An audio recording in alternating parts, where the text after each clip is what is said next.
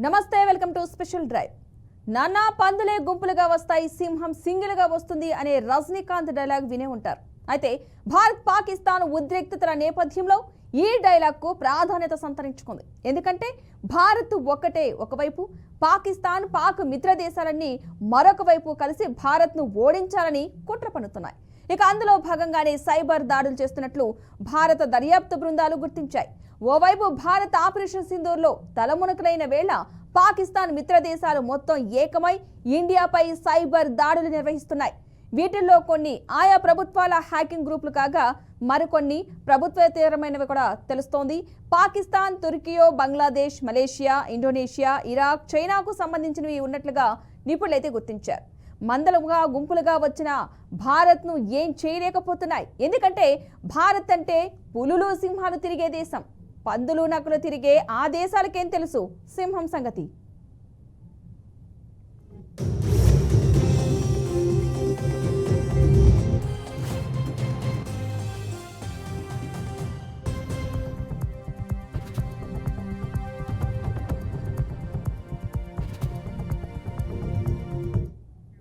ముఖ్యంగా ప్రభుత్వ రంగ సంస్థలు, ఎంఎస్ఎంఈ వ్యాపారులు, పోర్టులు, ఎయిర్పోర్ట్లు, పవర్ గ్రిడ్, ట్రాన్స్పోర్టేషన్ సర్వీసులు వంటి వాటిని ఇవి లక్ష్యంగా చేసుకున్నాయి.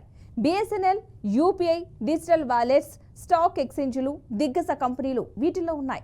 రక్షణ రంగ సంస్థల నుంచి కూడా డేటా చౌర్యానికి యత్నించాయి. ఇక దీనిని భారత డిజిటల్ ఆస్తులపై పాక్ చేసిన సైబర్ యుద్ధంగా ఇంటర్పోల్ ట్రయల్ పెండియాల కృష్ణ శాస్త్రి వెల్లడించినట్లు ఓ పత్రికా కథనంలో పేర్కొంది. ఇటీవల the Central Coalfields Limited cyber దాడికి గురైంది. దాని సిస్టంలో మిస్టర్ హబీబ్ 404 పేరిట ఓ మెసేజ్ కనిపించింది. సురక్షితమే అని మీరు అనుకుంటున్నారా? మేము ఇక్కడే ఉన్నాం అని సందేశం కనిపించింది. ఆ తర్వాత ఈ వెబ్సైట్ను రీసోర్ట్ చేశారు.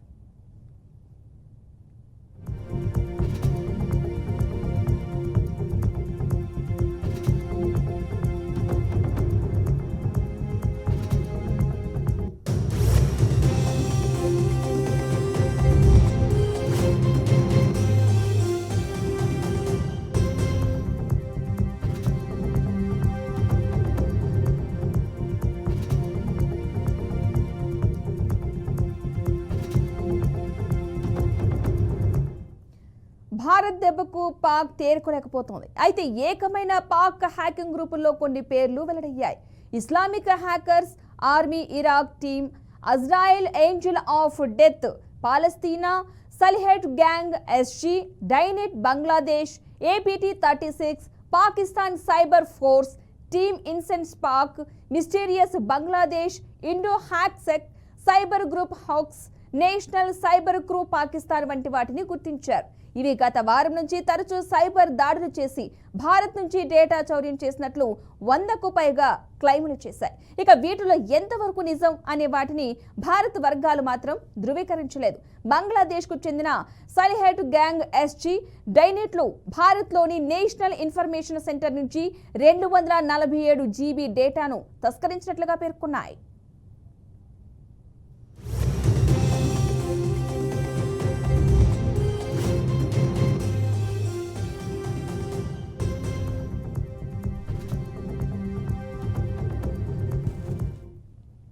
ఇక ఈ సంస్థలు వాటిలో కొంత బహిర్గతం చేయగా వాటిని క్లౌడ్ ఎస్ఈకే సంస్థ విశ్లేషించి అది పంబ్లింగ్ అందుబాటులో ఉన్నదేనని వెల్లడించింది.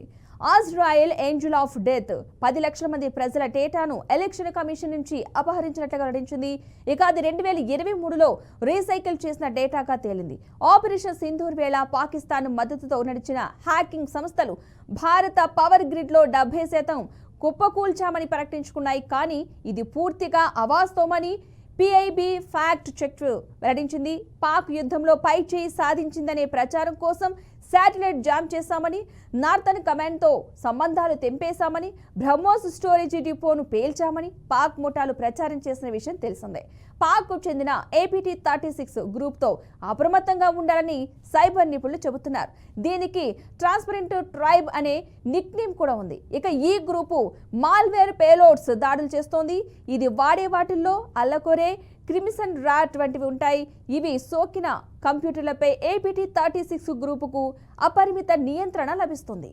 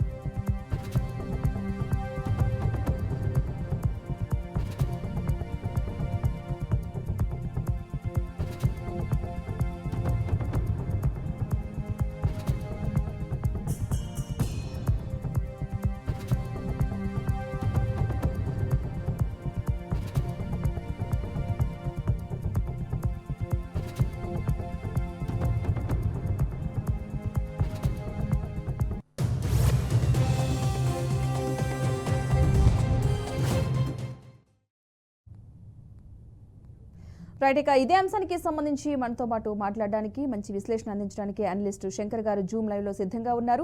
నమస్తే అండి శంకర్ గారు. శంకర్ గారు, మీ వాయిస్ రావట్లేదు, అన్మ్యూట్ చేయరా?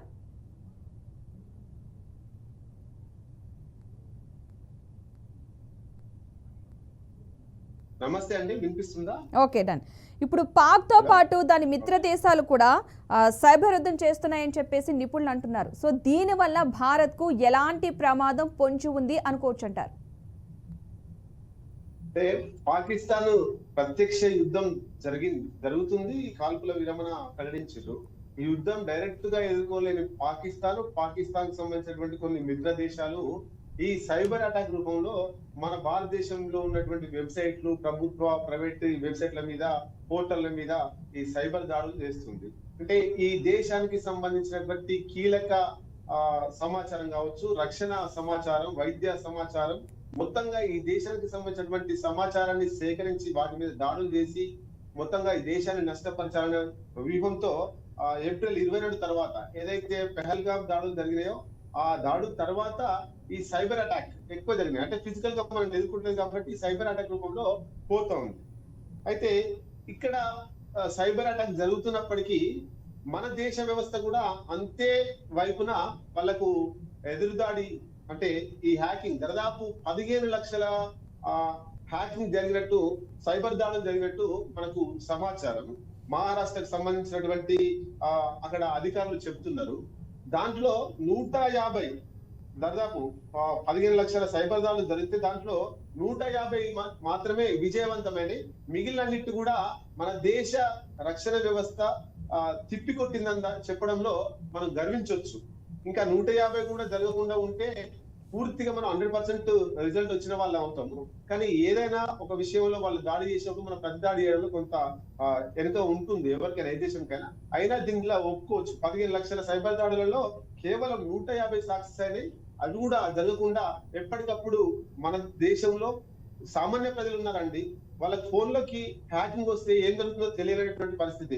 కొత్తగా ఇప్పుడు ఒక సైబర్ దాడి మన దేశం మీద జరుగుతుంది, ఒక వెబ్సైట్ మీద జరుగుతుంది అన్నప్పుడు దాన్ని మనం ఎరాడికేట్ చేస్తే వాళ్ళు ఇంకొక రూపంలో మళ్ళీ మన దేశంలో, మన వ్యవస్థల్లోకి చొరబడే ప్రయత్నం చేస్తా ఉన్నారు. అంటే ఎప్పటికప్పుడు చైతన్యవంతమవుతూ పోతూ ఉంటే దీన్ని మనం తిప్పికొట్టే అవకాశం ఉంటుంది. కాకపోతే నిరక్షరాస్యతలో కొంత ఇబ్బందికరంగా ఉంటుంది. దానికి సంబంధించి ఈ దేశంలో ఎక్కువ చైతన్యం అవుతేనే దీన్ని మనం అడ్డుకోవచ్చు. అంటే గత వారం రోజులుగా 100కి పైగా సైబర్ దాడులు జరుగుతున్నాయంటూ కూడా హ్యాకింగ్ గ్రూపులు అయితే క్లైమ్ చేస్తున్నాయి కదా. ఇందులో ఎంతవరకు నిజం ఉందనుకోవచ్చు? నిజంగానే భారత్ ఈ సైబర్ భద్రతా ప్రమాదంలో ఉందంటారా? భారత్ సైబర్ భద్రతా ప్రమాదంలో ఏం లేదు. ఉంటే నేను ఎగ్జాంపుల్ చెప్పిన 15 లక్షల సైబర్ దాడులు జరిగితే కేవలం 150 వాళ్ళు సక్సెస్ అయ్యారు, మిగతా అంతా వాళ్ళు ఫెయిల్యూరే. అంటే మన భారతదేశ సైబర్ నెట్వర్క్ ఏ విధంగా పనిచేస్తుంది, ఆ క్రైమ్ దాడులు, సైబర్ దాడులు ఎదుర్కోవడంలో 100% పనిచేస్తుంది. దాంట్లో ఎట్లాంటి అతిశక్తి లేదు. మనం రక్షణ వ్యవస్థలో కావచ్చు, ఇటు ఫిజికల్ గా ఎదుర్కోవచ్చు, అటు సైబర్ దాడులలో కూడా ఎదుర్కొనేటువంటి దమ్ము, ధైర్యం మన దేశానికి ఉంది. కాకపోతే ఇక్కడ ఏంటంటే ధైర్యంగా డైరెక్ట్ గా పోరాడొచ్చు మనం. కేవలం మొన్న జరిగినటువంటి ఒక హాఫ్ అన్ అవర్ లోనే 9 స్థావరాల మీద దాడులు చేసిరు మనల్ని, ఆపరేషన్ సింధూర్ పేరిట. అంత ఫిజికల్ గా ఎదుర్కొనే దమ్ము ధైర్యం మనకున్నప్పుడు ఈ నెట్వర్క్ ను కూడా ఎదుర్కొనేటువంటి, సైబర్ దాడులు ఎదుర్కొనేటువంటి వ్యవస్థ కూడా మన దగ్గర ఉంది. కాకపోతే వాళ్ళు ఏ రూపంలో అటాక్ చేస్తున్నారు, ఏ రంగంలో అటాక్ చేస్తున్నారు కొంత తెలుసుకోవడానికి కొంత టైం పడుతుంది. ఆ తెలుసుకున్న తర్వాత దాన్ని మన వాళ్ళు రక్షణ వ్యవస్థ ఎరాడికేట్ చేస్తున్నారు. 100% పటిష్టంగా పనిచేస్తుంది. మనం అంటే ఈ APT 36 టీమ్ ఇన్సెస్ పాక్ అని, సైలెంట్ గ్యాంగ్ అని అంటివి చెప్తున్నారు, హ్యాకింగ్ జరుగుతున్నాయని చెప్పేసి జరుగుతున్నారు. సో దీని వలన అంటే వీటి వెనక నిజంగా ప్రభుత్వం యొక్క ప్రమేయం ఉందనుకోవచ్చా, లేదంటే దీని ఒక యుద్ధమేనని కూడా అనుకోవచ్చు అంటారా? పాకిస్తాన్ ప్రభుత్వము ఈ సైబర్ సంబంధించి దాడులు చేయమని ఆ పాకిస్తాన్ ప్రభుత్వమే ప్రోత్సహిస్తుంది. హ్యాకర్లకు పాకిస్తాన్ ప్రభుత్వం నిధులు చేకూరుస్తున్నది. నిధులు చేకూర్చి వాళ్ళకు ఒక జాబుల్లాగా ఇక భారతదేశం సంబంధించినటువంటి పోర్టల మీద, ప్రభుత్వ ప్రైవేటు పోర్టల మీద ఇంధనం, గ్యాస్, పెట్రోల్ ఇట్లాంటి ఏవైతే ఉన్నాయో ఆ ఎన్నికలకు సంబంధించి కూడా డాటా కొంత డిస్టర్బ్ అయిందని చెప్పేసి, జమ్మూ కాశ్మీర్ లో మున్సిపల్ కి సంబంధించి డాటా తస్కరించబడిందని చెప్పేసి, ఇట్లా ఏ రంగంలోనైనా చొరబడడానికి పాకిస్తాన్ ప్రభుత్వం నిధులు సమకూరుస్తుంది ఈ హ్యాకర్లకు సంబంధించి. అట్లాగే ఈ పాకిస్తాన్ సంబంధించి పాకిస్తాన్, టోక్యో, బంగ్లాదేశ్ కావచ్చు, మలేషియా, ఇండోనేషియా, అట్లాగే ఇరాక్, చైనా, ఇవన్నీ కూడా మన మీద ఈ సైబర్ అటాకులు చేయడంలో పాకిస్తాన్ సపోర్ట్ చేస్తున్నాయి. పాకిస్తాన్ ఏమో ఈ సైబర్ నేరగాళ్లకు నిధులు ఇచ్చి మరీ దాడులు చేయించే ప్రయత్నం చేస్తుంది, దాడులు చేపిస్తుంది కూడా. అంటే ఈ ఆపరేషన్ సింధూర్ సమయంలోనే ఇలా సైబర్ దాడులు జరగడం యాదృచ్ఛికం అనుకోవచ్చు అంటారా, లేదా ముందుగానే ప్లాన్ చేసి ఉంటారు అని అనుకోవచ్చు అంటారా? అంటే సైబర్ దాడులు జరగడం కొత్తేం కాదు, సైబర్ దాడులు జరుగుతున్నాయి అడప. కాకపోతే ఈ ఏప్రిల్ 22 ఏదైతే పహల్గాం ఘటన ఉందో దాని తర్వాత సైబర్ దాడులు ఎక్కువైనాయి. పహల్గాం దాడిలో 26 మంది మన దేశ ప్రజలు చనిపోయిన తర్వాత మన దేశంలో ఉండేటువంటి రక్షణ వ్యవస్థ ఒక్క రోజులోనే, ఒక్క అర్ధగంటలోనే 9 స్థావరాల మీద దాడి చేసి ఆ ఉగ్రవాదులకు శిక్షణ ఇస్తున్నటువంటి టెర్రరిస్ట్ స్థావరాలను మొత్తంగా మట్టుబెట్టి బుద్ధి చెప్పారు ఆపరేషన్ సింధూర్ పేరుతోటి. ఎట్లయితే ఫిజికల్ గా మేము ఎదుర్కోలేము, వాళ్ళ దగ్గర 4 రోజుల కంటే కోరడానికి ఎక్కువ ఆయుధాలు లేవని చెప్పేసి మనం వార్తల్లో కూడా విన్నాం. అంటే ఒకవైపు ఆ బలూచిస్తాన్ పోరాటం కూడా ఈ పాకిస్తాన్ మీద చేస్తూ ఉన్నారు. ఇటు బలూచిస్తాన్ నుంచి పోరాటం వస్తుంది, ఇటు భారతదేశం నుంచి పోరాటం వస్తుంది. కాబట్టి భౌతికంగా ఎదుర్కోలేమని చెప్పేసి ట్రంప్ ను మధ్యవర్తిగా తీసుకొచ్చి ఈ నరేంద్ర మోడీ తోటి పాకిస్తాన్ ఇదంతా కూడా మాట్లాడి ఎట్లాంటి షరతులు లేకుండా, భారతదేశానికి సంబంధించి ఎట్లాంటి షరతులు లేకుండా ఒప్పుకున్నాడు మన నరేంద్ర మోడీ. ఎట్లా ఒప్పుకుండా కూడా తెలియదు.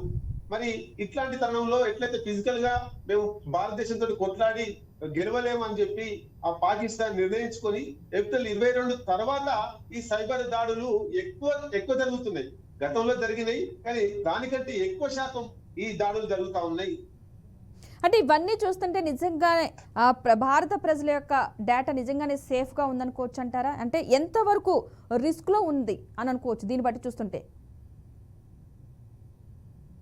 అయితే ఇక్కడ ప్రజలకు సంబంధించి నష్టం అనేటువంటిది తక్కువగా ఉంటుంది. ప్రభుత్వ కార్యాలయాలు, అట్లాగే ఈ మిలిటరీకి సంబంధించి, అట్లాగే రక్షణకు సంబంధించి, ఈ ఏంటి విమానయానికి సంబంధించి, అట్లాగే మున్సిపల్ సిస్టమ్స్, ఎన్నికల సంఘం వెబ్సైట్ లక్ష్యంగా, అట్లాగే ప్రభుత్వ వెబ్సైట్లపై దాడులు, సైనిక పాఠశాలలు, మాజీ సైనిక, వైమానిక, వైద్య సేవల పోర్టల్ ప్రధాన లక్ష్యంగా చేసుకొని, army, institute of hotels management, ఇట్లాంటి ప్రధానంగా అంటే మన దేశానికి సంబంధించి రక్షణ వ్యవస్థను టార్గెట్ చేస్తూ ఇబ్బంది పెట్టే ప్రయత్నం చేస్తుంది. అంటే దీనితో సామాన్య ప్రజలకు కూడా ఇబ్బంది ఉండబోతుంది. దేశం రక్షణ వ్యవస్థ ఇబ్బంది పడుతుందంటే మన భారతదేశం ఆటోమేటిక్ గా ఇబ్బంది ఉంటది.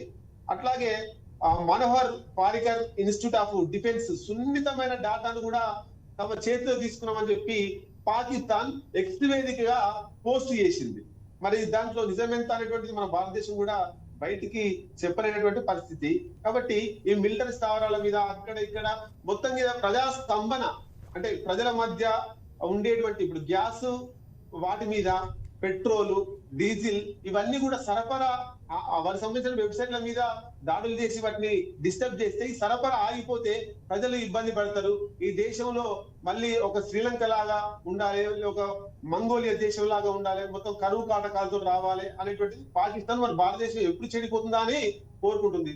దానికోసమే ఈ సైబర్ దాడులను ఎంచుకున్నది అనేటువంటి దాంట్లో మనం చర్చ జరుగుతుంది. దానికి వెబ్సైట్ పోర్టల్ మనతోటి పోట్లాడడానికి వాళ్ళకి దమ్ము లేదు, ధైర్యం లేదు, వాళ్ళ దగ్గర ఆయుధ సంపత్తే లేదు. వాళ్ళ దగ్గర ఉన్నది ఈ హ్యాకర్స్ కూడా పూర్తి స్థాయిలో లేరు. కాబట్టి వేరే దేశాల నుండి సపోర్ట్ తీసుకుంటుంది. ఆ సపోర్ట్ తీసుకొని వాళ్ళకు కొంత ఫండింగ్ ఇస్తూ ఈ సైబర్ దాడులు మన భారతదేశం మీద లక్ష్యంగా చేసుకొని దాడులు చేస్తుంది. అంటే ఈ భారత ప్రభుత్వ డిజిటల్ సంస్థలపై ఇలా దాడులు జరుగుతుంటే అసలు అంతర్గత భద్రతా వ్యవస్థలు ఎంతవరకు సిద్ధంగా ఉన్నాయనుకోవచ్చు అంటారు? అయితే ఇంతకుముందు నేను చెప్పిన మళ్ళీ ఇప్పుడు మనకు ఒక విషయం మీద మనకు పట్టున్నప్పుడు దాన్ని అడ్డుకోవచ్చు. ఈ సైబర్ నిపుణులు ఏం చెప్తున్నారంటే ఇక్కడ ఏదైనా ఒక సిస్టమ్ వైరస్ మన ఫోన్ లోకి కానీ మన సిస్టమ్ లోకి వచ్చినప్పుడు అది సెక్యూరిటీ మనం చేసుకోగలిగితే 2 స్టెప్స్ 3 స్టెప్స్ అని సెక్యూరిటీ ఉంటుంది. దాన్ని ఈజీగా మనం చేయొచ్చు, దాన్ని ఎరాడికేట్ చేయొచ్చు. కానీ ఎట్లాంటి దాని మీద అవగాహన లేని కొంత ఇబ్బంది పడుతున్నటువంటి పరిస్థితి. కొన్ని ఫోన్ కాల్స్ కూడా పాకిస్తాన్ నుండి సామాన్య ప్రజలకు ఫోన్ కాల్స్ కొంతమంది జర్నలిస్టులకు వస్తున్నాయనేటువంటి సమాచారం కూడా మనం విన్నాం. అంటే ఇట్లా వస్తున్నప్పుడు మాకెందుకులే అని చెప్పేసి ఆ ఫోన్ కట్ చేయడమో లేకపోతే దాన్ని స్టెప్ వెరిఫికేషన్ చేసుకొని సెట్ చేసుకోవడమో తప్ప మన సైబర్ వాళ్ళకి తెలియజేస్తే వాళ్ళు దాన్ని ఎరాడికేట్ చేసేటువంటి ఆవశ్యకత కూడా ఉంటుంది. అంటే ఎంతవరకు మనం దాన్ని రిఫ్లెక్ట్ చేయగలుగుతున్నాం, ఎంతవరకు ప్రభుత్వ దృష్టికి రక్షణ శాఖ అధికారుల దృష్టికి తీసుకుపోతున్నాం సామాన్య ప్రజలు. ఇప్పుడు ఒక ప్రభుత్వ సైట్ మీద దాడి జరుగుతుందంటే ఆ ప్రభుత్వ అధికారులు బాధ్యత వహించి దాన్ని సెట్ చేసుకుంటారు.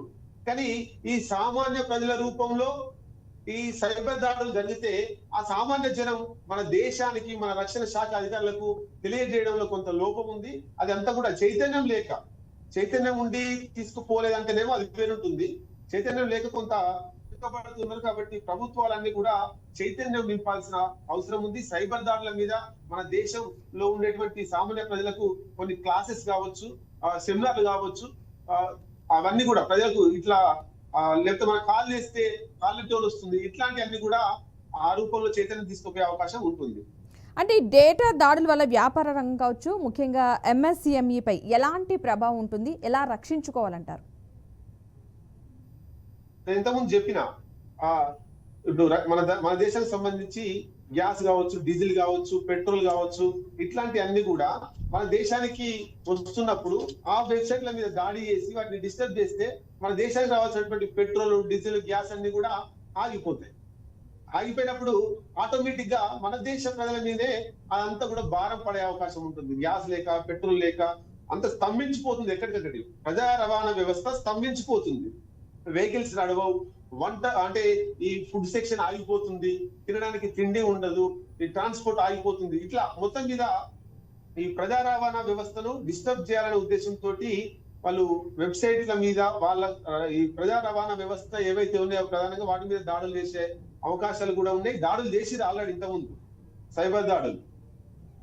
అంటే భారతదేశాన్ని ఎదుర్కోలేక, అంటే ప్రత్యక్షంగా ఏమీ చేయలేక పరోక్షంగా ఇలా చేస్తున్నాయి అని అనుకోవచ్చు అంటారా? భారత్కి నష్టం కలిగించాలనే ఉద్దేశంతో 100% భారత్ తోటి డైరెక్ట్ పోట్లాడలేక ఈ సైబర్ దాడులు చేస్తున్నారు. వాళ్ళకి దమ్ముంటే మన భారతదేశం మీద దండయాత్ర ఉగ్రవాదుల రూపంలో చేసినప్పుడు ఏమైనా మనం చూసినాం. కానీ ఇక్కడ మనం ప్రధానమంత్రి నరేంద్ర మోడీ విషయాన్ని కూడా మనం ఒకసారి చర్చించుకోవాల్సిన అవసరం ఉన్నది.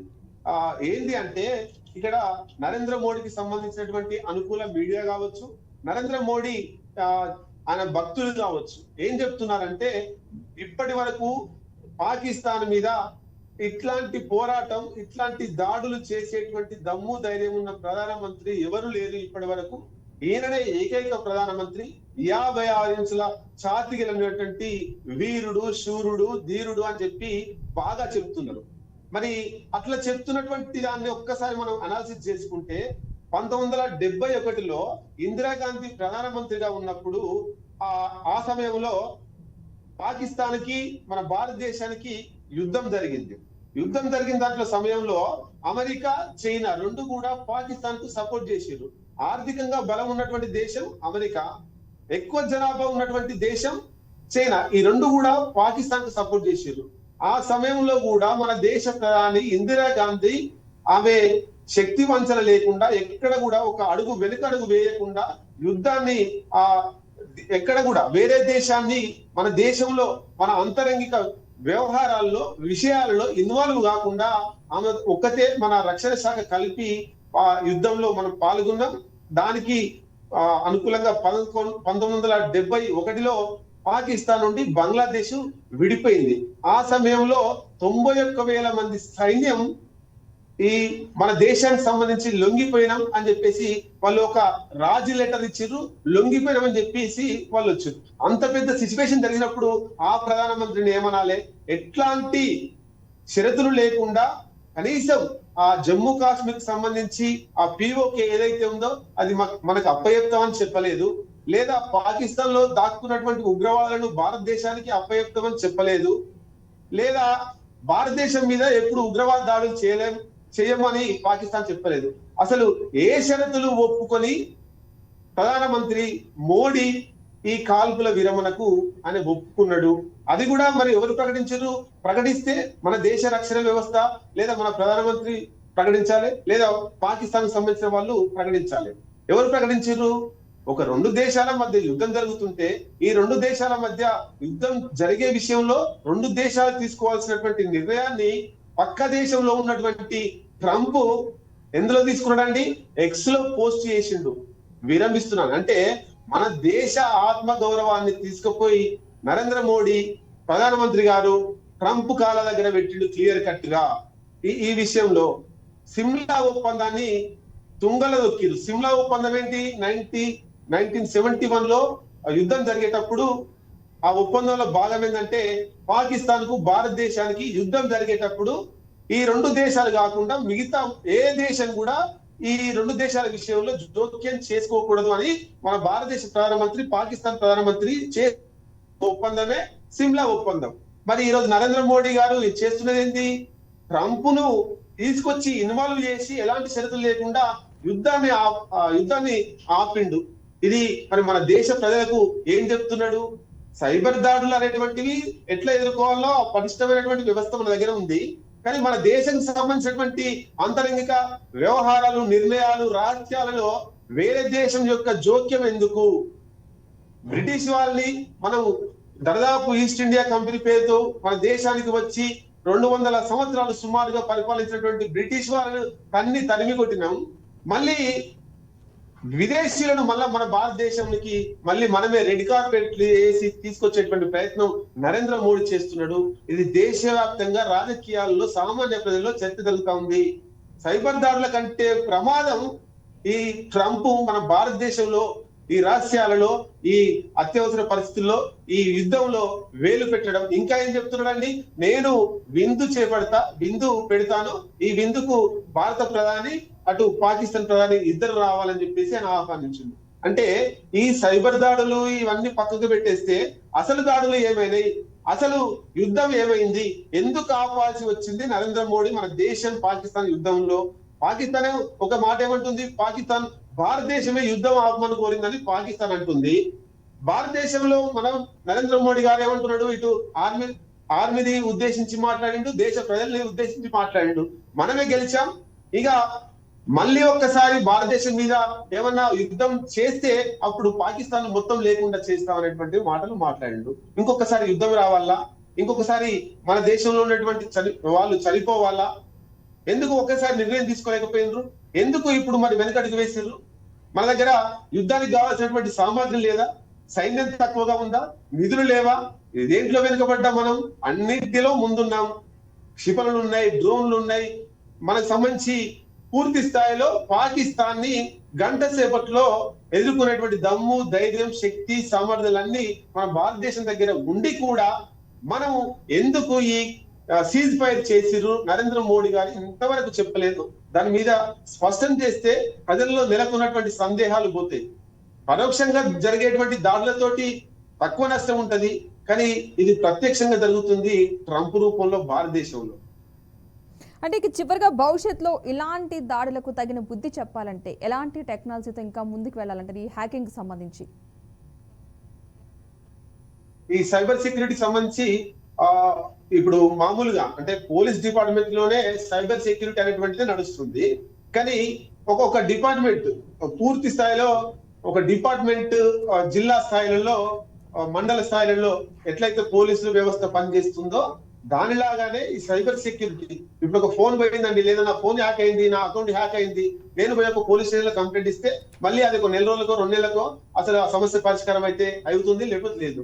కానీ అత్యంత ప్రమాదకరంగా ఈ సైబర్ దాడులు జరుగుతున్నాయి. ఇంకా ఫ్యూచర్ లో ఇంకెక్కువ అసలు ఫోన్ వాడాలన్నా వద్దా అనేటువంటి భయాందోళనలో ప్రజలు గడిపే అవకాశం కూడా వస్తుంది. కాబట్టి అట్లాంటి సైబర్ దాడులు ఎక్కువ అవుతున్న క్రమంలో మండలానికో లేదా ఒక డివిజన్ కో ఒక జిల్లాకో ఈ సైబర్ సెక్యూరిటీ సైబర్ క్రైమ్ ను నివారించేందుకు ఒక డెస్క్ హెల్ప్ డెస్క్ లాగానా ఒక పోలీస్ స్టేషన్ లాగానా నివారించడానికి ఒక ఆఫీస్ పెడితే దాని దగ్గరికి పోయి ఆ ఆఫీస్ పోయి సమస్యలు పరిష్కారం చేసుకోవడానికి లేదా అక్కడ ట్రైనింగ్ క్లాసులు పెడితే ఆ ట్రైనింగ్ క్లాసులకు ఈ సామాన్య జనం పోయి సైబర్ దాడులను జరగకుండా చూసుకోవడానికి ఇవన్నీ అవకాశాలు ఉంటాయి. కాబట్టి ప్రభుత్వం ఆ రకంగా చర్యలు తీసుకోవాల్సిన అవసరం ఉన్నది.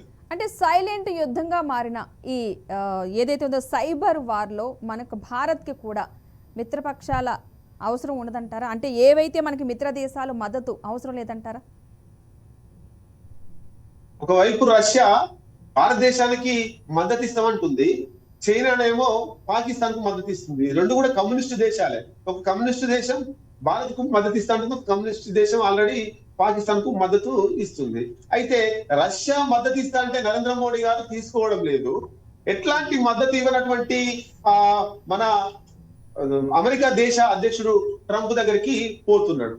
అంటే మద్దతు ఇస్తా అన్నటువంటి రష్యా దగ్గరికి పోవడం లేదు, కానీ మద్దతు ఇవ్వనటువంటి అమెరికా దగ్గరికి ఎందుకు పోతున్నాడు అనేటువంటిది తేలాల్సినటువంటి అవసరం ఉంది. అంటే ఇక్కడ ఒకటి మీకు చెప్పాల్సింది, అమెరికా అధ్యక్షునికి మన దేశ ప్రధానమంత్రికి ఇద్దరికి మంచి ఫ్రెండ్షిప్ ఉంది. ఒక ఎగ్జాంపుల్ చెప్తాను.